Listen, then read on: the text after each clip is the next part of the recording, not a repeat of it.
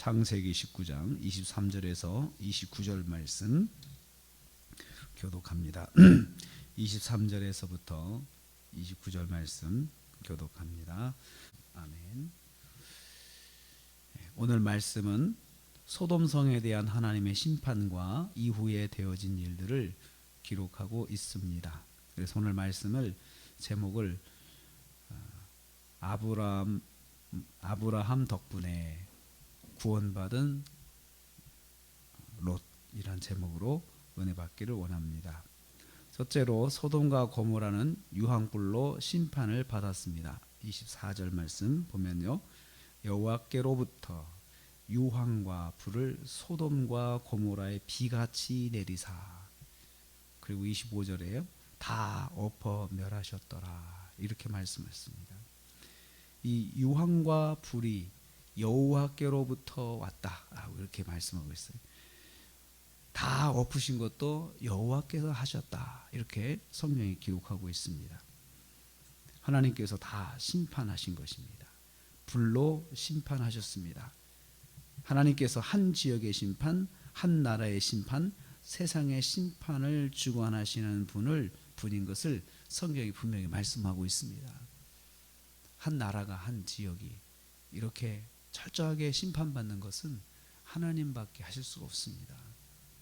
그래서 우리는 오늘 이 말씀을 통해서 여호와 하나님은 세상의 심판자이신 것을 우리는 다시 한번 기억해야 합니다. 그리고 마지막 때의 심판도 이렇게 이루어질 것을 우리는 기억해야 합니다. 사람들은 그렇게 말합니다. 어떻게 그런 일이 일어날까?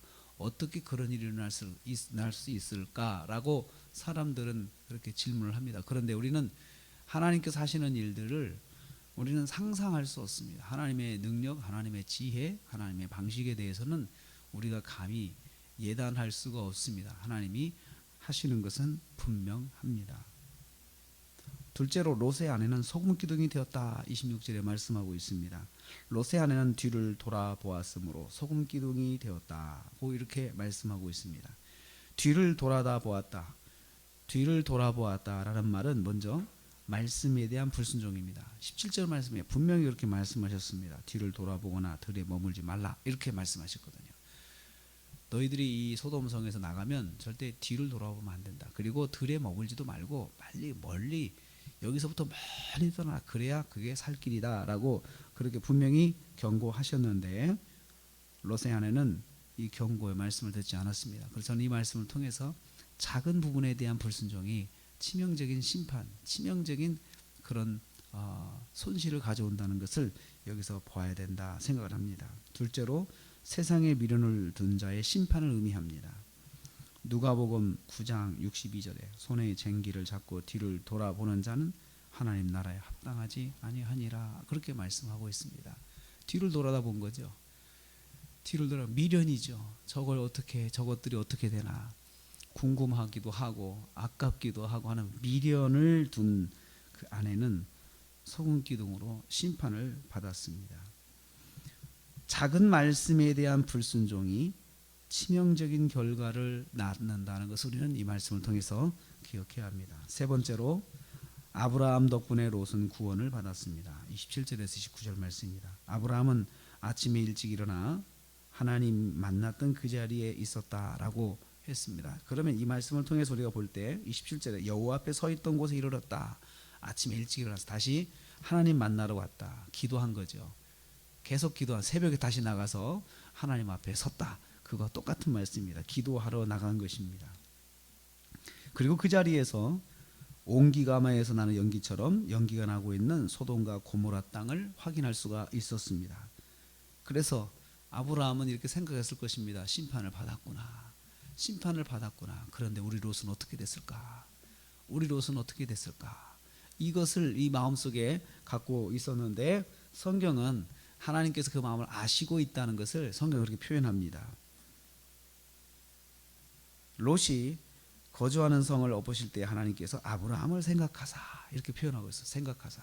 그것은 아브라함의 마음을 하나님께서 지금 아시고 있다는 것을 알 수 있습니다. 이 부분에서 성경은 롯이 순전히 아브라함 덕분에 사망의 심판에서 구원받았음을 강조하고 있습니다.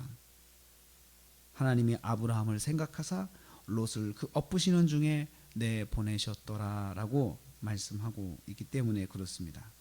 우리는 아브라함의 처절한 중보기도를 보았습니다. 하나님 50명이요, 45명이요, 40명이요, 30명이요, 20명이요, 10명이요 이렇게 계속해서 하나님 앞에 엎드려서 기도했던 아브라함의 중보기도를 우리는 기억해야 합니다. 그 기도를 응답받은 것입니다. 우리가 하나님 앞에 철저하게 기도하면 사랑하는 사람을 구원할 수 있습니다. 우리는 이 소망을 가지고 기도해야 합니다. 사랑하는 사람의 구원은 우리의 처절한 중보기도가 매개체가 된다는 것을 우리는 꼭 기억해야 합니다. 그래서 그 기도는 절대로 망하지 않는다, 실패하지 않는다는 것을 우리는 알아야 합니다. 오늘 소돔과 고모라의 심판 가운데 아브라함 덕분에 구원받은 롯이 있다라고 성경은 다시 한번 말씀하고 있습니다.